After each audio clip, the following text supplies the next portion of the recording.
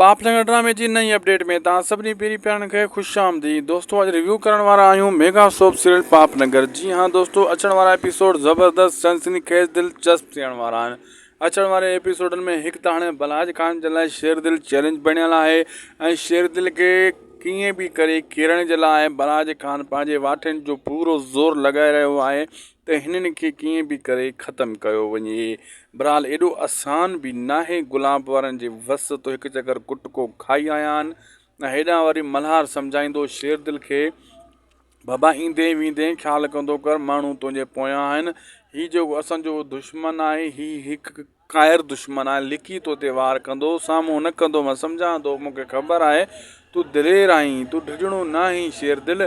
बहरहाल तूं तोखे को लिकी वार करे वञे तूं उन सां कीअं विढ़दे, साम्हूं वारो दुश्मन हाणे तोॾे न ईंदो, हाणे लिकी ईंदई, त पोइ तूं पंहिंजो ख़्यालु कर। ऐं शेरदिल इहा ई ॻाल्हि कंदो, ॾिठो वेंदो हिन चकर जे आया त हिन चकर बि वण जी टार में टंगियल हूंदा ऐं इन्हनि सां घटि कान कंदुसि।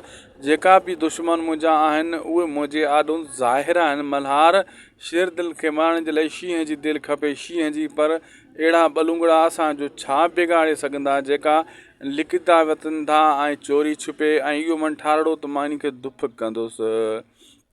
होॾां जेको आहे वरियाल खान वारा जेको आहे पुलिस खे प्रेशर ॾींदा आहिनि, पैसा खाराईंदा आहिनि त बाबा कीअं बि करे शेरदिल ते हथु न विझजांइ ऐं इहे जेका ॿिया वांदा आहिनि ॿधा पिया आहिनि इन्हनि खे बि छॾे ॾे। पुलिस चवंदी आहे उन ते एफआईआर कटियल आहे, शेरदिल खे गिरफ़्तार करिणो पवंदो, तुंहिंजे ॻोठ जो माण्हू आहे।